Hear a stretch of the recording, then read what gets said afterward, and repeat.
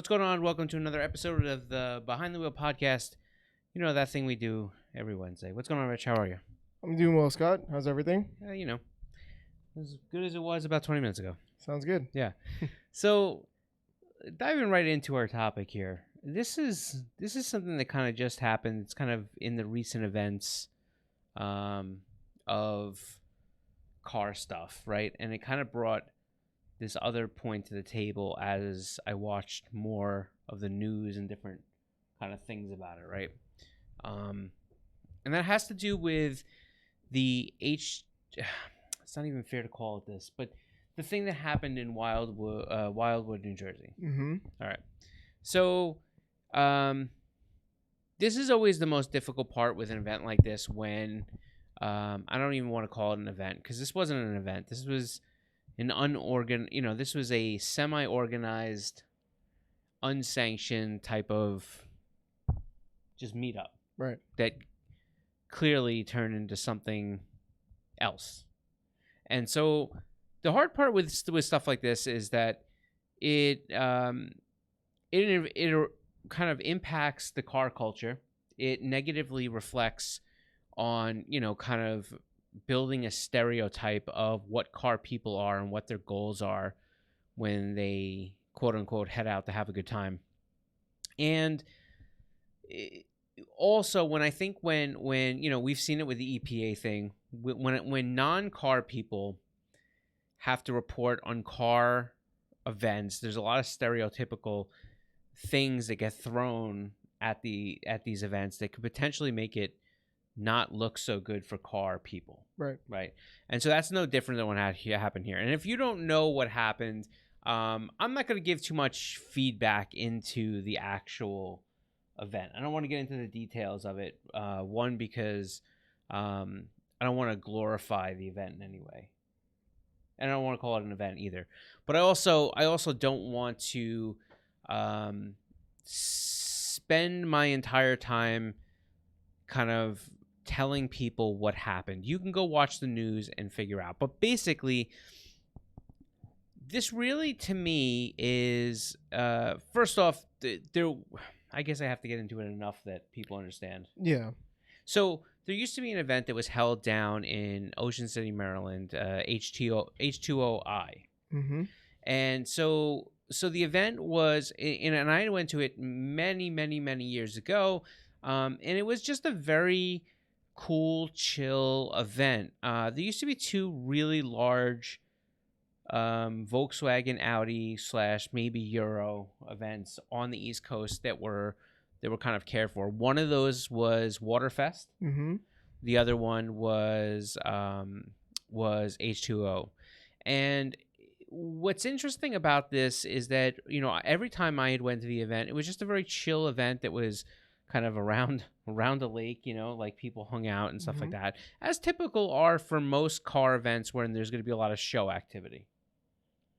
In the latter part of its life, and the reason I say the latter part of its life is because I don't believe that H2OI has held a show since 2019, which is going to totally cycle back in just a moment. So hold on to that for a second. So these events were always very mild. Now let's bring on the other piece of this, which is that Ocean City, Maryland is where the event essentially got moved to at some point. It was right outside of that area, but then it was like full-fledged in Ocean City. And what ended up happening was the event started to pick up a lot of different traffic from people that were making a vacation out of it, and it turned into more of a party type event. Now, maybe not necessarily the show, but definitely in the after hours. And, kind of that Ocean City area kind of got infiltrated by a lot of people that were now, whether they were into those cars or just anything, were heading to Ocean City to basically have a ruckus good time, Yep. Now, a few years ago, things just got out of control. I don't think the event was not designed in intent to create this kind of drama. Mm-hmm. but it followed it, and that's kind of, I think, one of the reasons that like it just kind of started to fall apart, and they were kind of like, all right, let it go, and they could do other events, but this was always about, these were car events, and somehow got taken over by people that were looking to just, whatever. Now, circle back to what happened just the other day. There are a lot of different things that are happening in the world of social media when it comes down to car stuff. And one of the things that's kind of been really, I feel, a nuisance to car people, but also something that's really become big on social media are these takeover events. Yep. For those of you who don't know what a takeover event is, and I'll just kind of really summarize it. Essentially, it's just like these events where people get a meetup spot and they go over there to like take over an intersection or take over a part of a road or something like that. And they create these just wild events. And usually the reason you've seen them on social media is because it's a bunch of cars sliding around, and they usually end up hitting people that are too close, and then the cops come, and the cops can't even get, or whatever. They can't even get to these events because they're kind of being held off by by all the different the cars and stuff like that. And whenever you have an event like this is not an event. But like when you have something like this, because you're already starting with the intention of causing chaos, more chaos ensues. People that now may not even be related to anything. They go there just for the pure fact that they know that it's a numbers game. You can't catch us all. My chances of getting away with doing some really awful stuff and just causing chaos is much easier to do there. Let me start out by saying this. And I'm going to speak from a lot of personal opinion. Right? I don't want to wrap the company into this at all. Yep. But my personal opinion is takeover events, regardless of if they have cars there or not, these are not car enthusiasts that are there because they're there to see the cars. Correct. You agree with that? I do agree with that. I think it's people who are taking, a group of people in sheer volume is letting them get away with reckless behavior. Right. I think the interest of cars or car enthusiasts kind of gets left on the back burner. Yeah. Yeah. It's hard because, this is one of those ones that it dressed itself up like it was a car event, but this was never a car event. Like a takeover is not a car event. No, it's not. It has cars involved in it, not a car event. So now it comes down to this issue is that this whole thing happens down in Wildwood, New Jersey, and the part that's just, to me, completely not, it honestly disgusts me a little bit. It disgusts me a lot because what happens here is so typical. First off, people were killed and hurt, and that's absolutely horrific. And, our thoughts and our condolences go out to those people and their families and friends. This was not a car event. The fact that they're still using H2O's name is crazy, right? because they haven't even had this type of event, for years. And obviously when it started to get completely out of control is when they basically had to start backing out. The problem was that it was always the same week every year, and you had people that, regardless of the event was being held, they flocked to Ocean City. Right. During that time period. So now it gets rescheduled. The same people are kind of keeping this going. The internet helps it. Social media helps it. And they create something that's supposed to be a quote-unquote meetup in Wildwood, which turns into absolute takeover chaos. And, the poor residents and citizens of these areas, Ocean City and in Wildwood and other places where these takeover events happen, like, like it really is. Like, I mean, it's. I mean, could you imagine it being like 2:00 in the morning? This is right in front of your house. No, I can't. This is Yeah. crazy. Yeah. Like this isn't supposed to. This is not supposed to happen. And there's nothing about cars and car enthusiasts that speak to these events. I would agree. And because of that, what happens is this.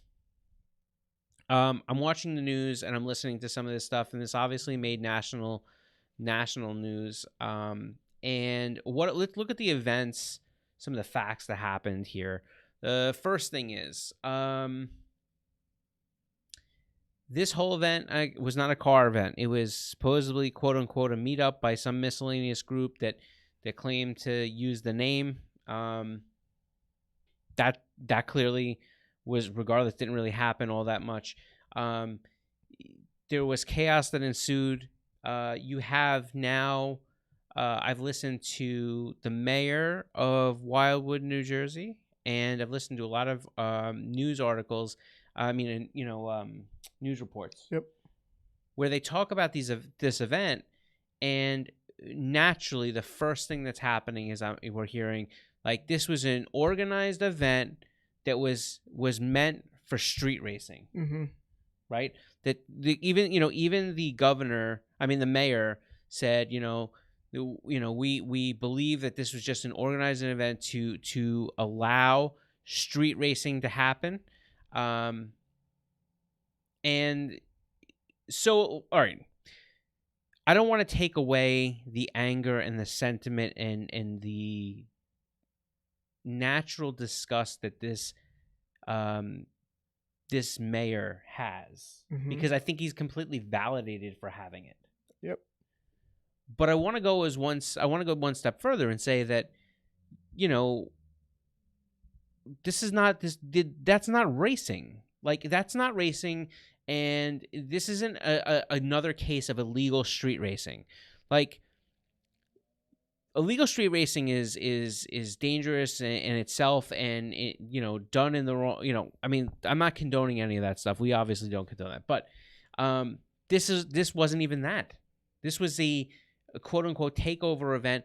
These are not people that are out for the love of the cars. These are people that are out for the love of chaos and seeing this stuff and the drama that persists with it, and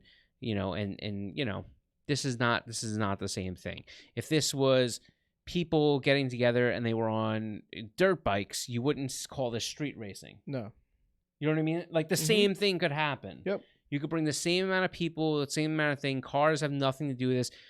You could bring quads. You could bring all these different types of things, and you would never hear the term street racing. But because a car is involved, it's street racing. So what I think is fair is that the news and the media to not quickly attach car culture to this event, because to what happened down there, because this is not a car event. Right. It's just a group of people that decided that they want to be completely reckless, and they found a way to get away with it. Yeah.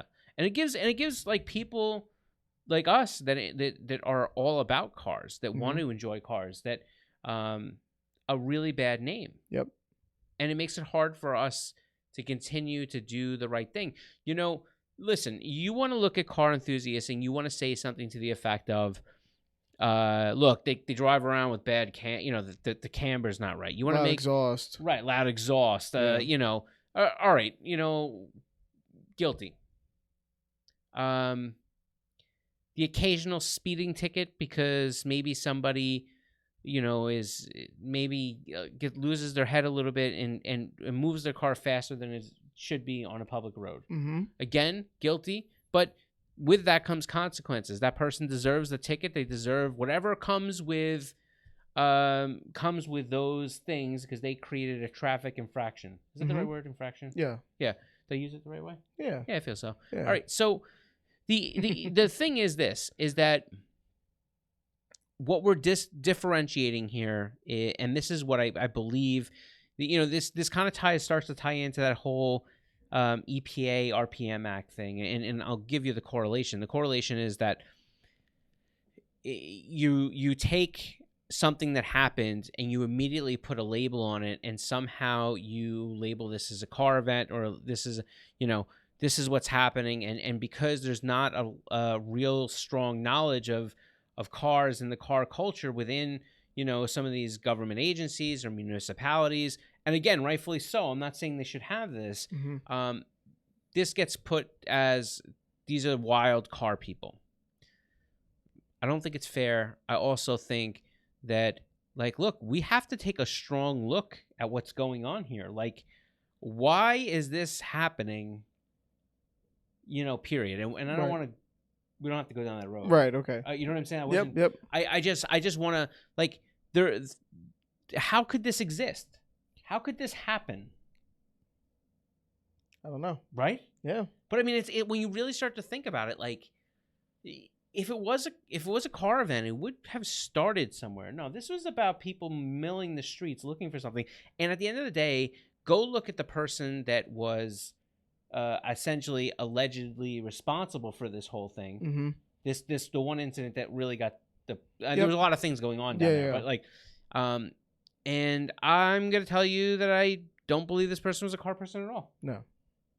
So I guess, with the EPA thing, it's a similar correlation in the fact that they equate, like, all of these improper, all the ramifications for, environmental pollution on a small percentage of people that modify their vehicles, and in terms of being able to use them in a race situation. And you say it's because of this. I think about burble tunes and loud exhausts, and now you remember that the famous internet viral thing where basically it was like the person, I think they were from New York too, basically saying, the only reason for these exhausts and these things are to scare and hurt people. It's like, no. The problem is that you have so many people that do it, and then they use it with such poor intention that it gives people that are making or getting some of these vehicles that are modified, like, just because my exhaust is louder than the average bear doesn't mean that I'm in the same group as some of these guys that are just running around trying to, like, rev my engine and shoot flames out my exhaust. Like, I don't ever do that. Would never do that. But to the eyes of a regular person, non-car enthusiast, looks exactly the same. I know. That's my problem. My problem is that, like, there's so little education and value for what's actually happening here. And the fact that it's getting equated to car culture, like, I think if you're a real car enthusiast, you need to stand up and say something. You need to take a platform and say, hey, look, this is not us. We don't condone this. Like I know it's been on my feed for the past, day or two, where it's just like a lot of people kind of chiming in and saying, hey, like, we do not support this. We don't, like, this is not a car event. This is not what we're about. And this isn't a case of like peaceful protests versus violent protests. Right? Like, you could say you could say in those two situations that that their cause may be the same, but how they get there turns into completely different results. This is a situation of car people versus non-car people. The only distinguishing factor here is they both seem to have cars.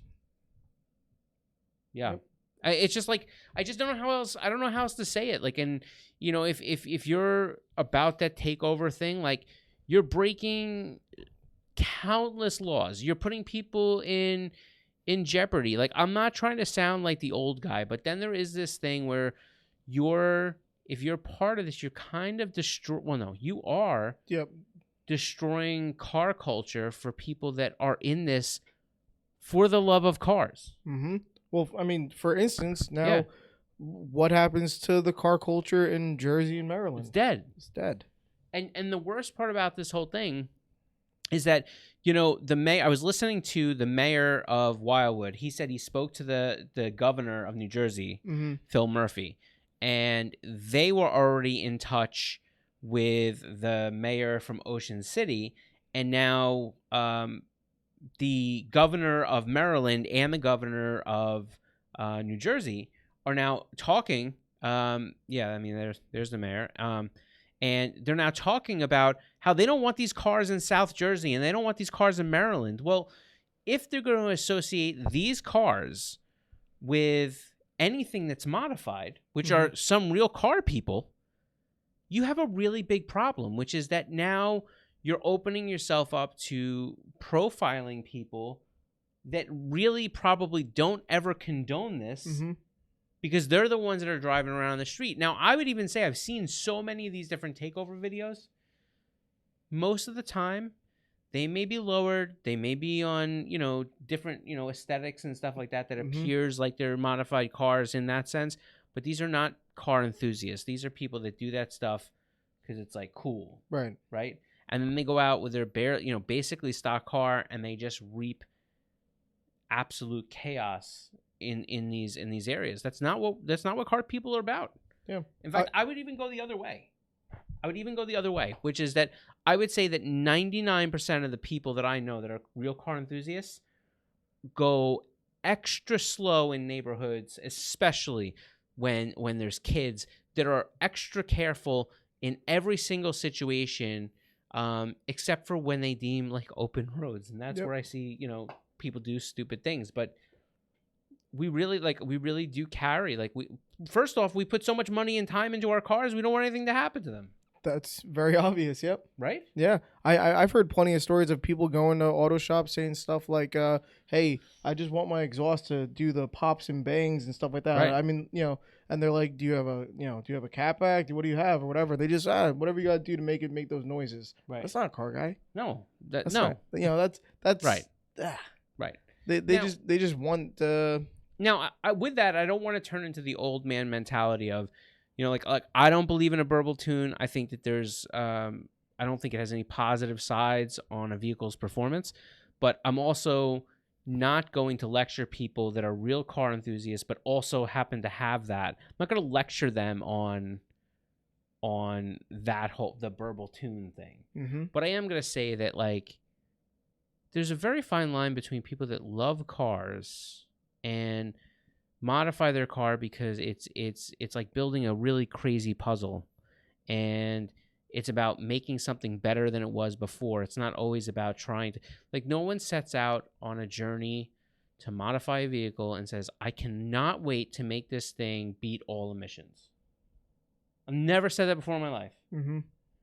In fact, I would even go on the record saying, if you provided a pathway to modify vehicles, but I had to uphold certain standards to be able to still pass certain emissions standards, I could probably even deal with that. In fact, I probably would make that happen. But, then comes the RPM Act, which is like, hey, look, we should have the right to have dedicated race cars.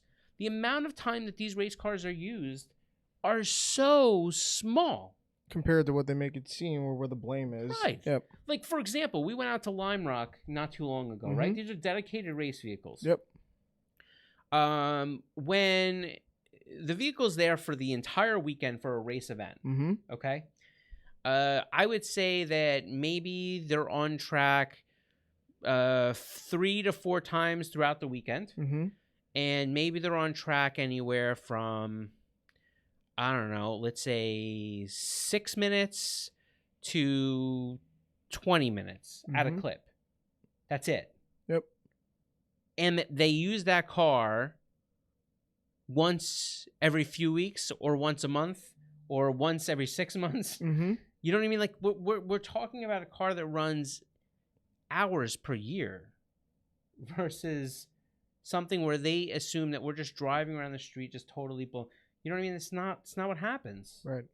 It's very, very difficult for me, and the reason I'm even talking about this, and I wanted to, we debated about whether we should even do this. Have this conversation. I just, listen, we're speaking to you, the car enthusiast, and we're basically saying, hey, look, you know, you kind of have a little play here, which is that you need to decide, because what's going to happen is the same way Maryland and New Jersey now are going to take a hard stance. If you're going to, let's say you want to go to a show in Virginia, you want to go to a show in Florida, and you're going to drive through these states. Just driving through these states, you could have so many issues now because there's just so on edge. You know what I mean?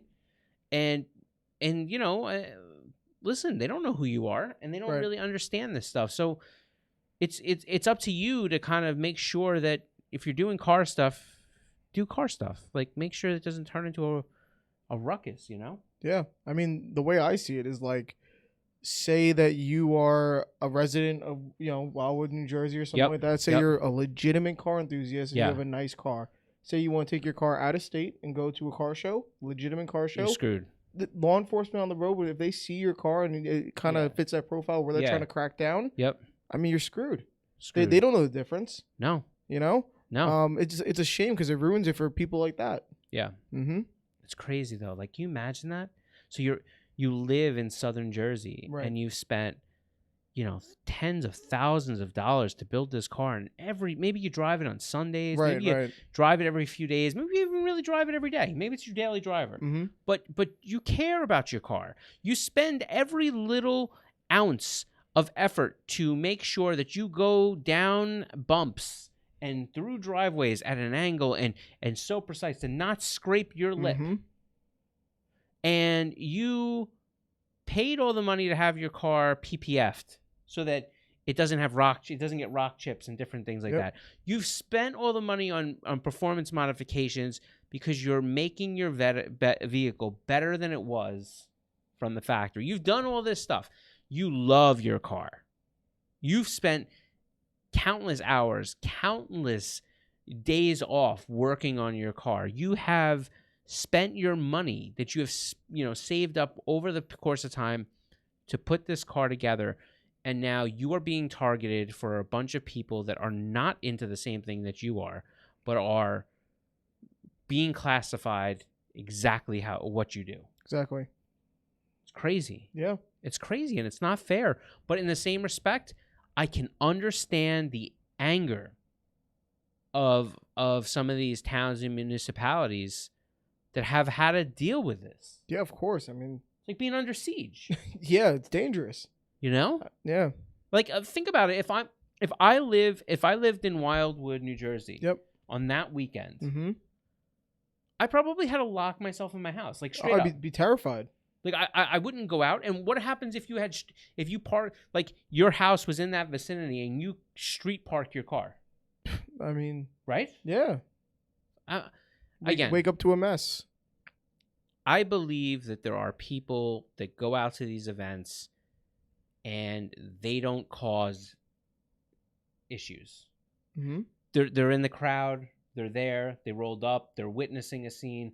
There's probably, you know, a solid handful of whatever disruptors that are really whatever. But what I'm saying to you is, if you're there supporting it, if you're there as part of it, you're part of the reason these things continue to exist. Yep. And you have to decide, if you're really a car person and you're there, is that something that you need to be a part of? I'm not like, I know it sounds like a lecture. I'm not lecturing. I'm just basically saying, like, there's an entire group of car people out there that live and eat and breathe cars. Like, I'm one of them. Like, I don't, if you take away my cars, I don't know what to do.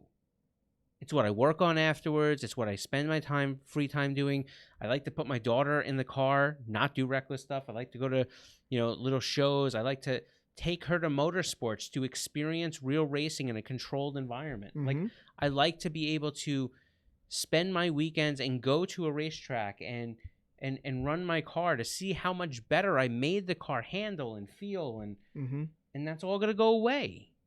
So people can slide around in a circle and not care about the laws that are there to protect other people. I don't know, man. Just doesn't feel good. So, I don't know. That's our rant for today. Let us know what you think. Put it in comments below. I don't really know what else to say about it. I just, this stuff makes me genuinely upset and sad. Yeah, as you know, it does for me too. Yeah, because I believe in what we do here, and we care a lot about cars, and you've heard us say before, like, I don't care what color, what creed you are, I don't care what religion you are, I don't care about any of the stuff. Nobody cares about the stuff here. If you're a car person, you're good with us. Speak the same language. It's exactly right. It's exactly right. Yep. And so, listen, Richie's type of car, Max's type of car, Luis's type of car, Jim's type of car, Joe's, all these people's types of cars, they may not be the same as me. Right. But I have this respect for them that they appreciate what they're building. And that's their type thing.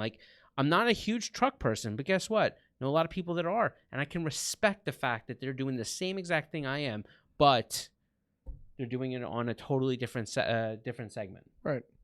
So, think about that. Just keep in mind, when you're running out to these events, and if this is what you're seeking, Well, you told me this. How discouraging would it be for you or for anyone that you spend all your time working on your car, you love it, this and that. You want to share that with other people of similar interests. Right. You go out to one of these events and it ends up being like a takeover event like this. I mean, it just kills it for you. Right. Then you go home and think, I spent so much time working on my car. I love doing this, and I got no one to share with. I went out to this event. People were acting crazy and reckless. Yep. And it just seems like you're almost alone by yourself, and the other car enthusiasts are not there.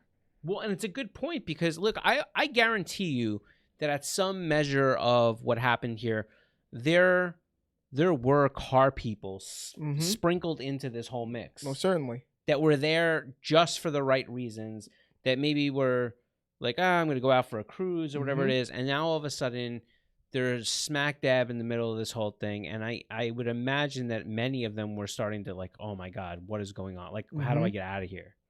And look, I also don't want to make it seem like I wasn't there. I don't know.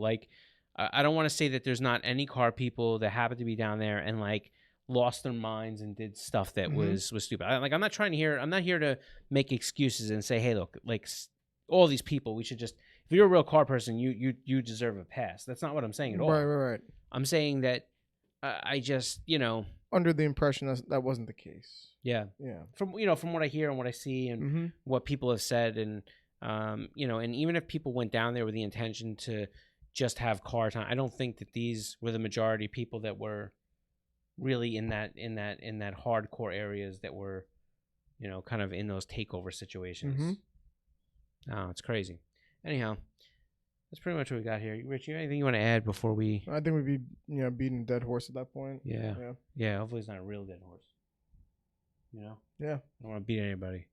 So, that's pretty much it. Listen, you have thoughts and comments on this, leave it below. We're not lecturing you. We're just saying you sometimes you have to think about, think about what really benefits car culture and which way forward this industry has to be viewed to be able to continue to go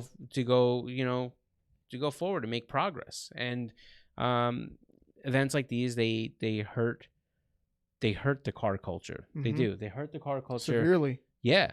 And they cause a lot of problems for a lot of other people. And at the end of the day, this other person is just going to get into their car, their regular car. They're going to drive around, no big deal. But the people that actually have spent all the time, effort, and money and enjoy this stuff so much, they're going to be the ones that have to deal with the consequences of this over and over and over and over again. And again, I mean, I can't imagine being in that area and under siege and then kind of either losing a loved one or So our condolences there for sure. So that's it. Leave your thoughts in the comments below. Let us know what you think. Interesting. Remember, it's a conversation. No one's telling you something. You shouldn't be afraid to post your thoughts and your views down below in the comments. Is a good place to do it. If you're on iTunes, head over to YouTube at Koenig Wheels USA. Make sure you throw your thoughts up there. That's pretty much it. We're back here every Wednesday, 3 p.m. Eastern, where we do this whole podcast thing. Don't forget, we put up these content every Friday on our YouTube channel. This Friday, we're going to have a walk around of Taylor Hull's Corvette. Oh, Cool. episode of Carnatomy. Yeah. Mm-hmm. Yeah, it's cool. Check it out. Yeah, it's cool. He moved some stuff from his ATS, I believe, right? Mm-hmm. An ATS or CTS? ATS. He moved stuff from his ATS, FD car into this new vet, and it's a cool platform, man. I'll tell you, I really think more Corvettes deserve to be out there, drifting. So, so that's pretty much it. Take care of yourself. We will catch you next week. All right.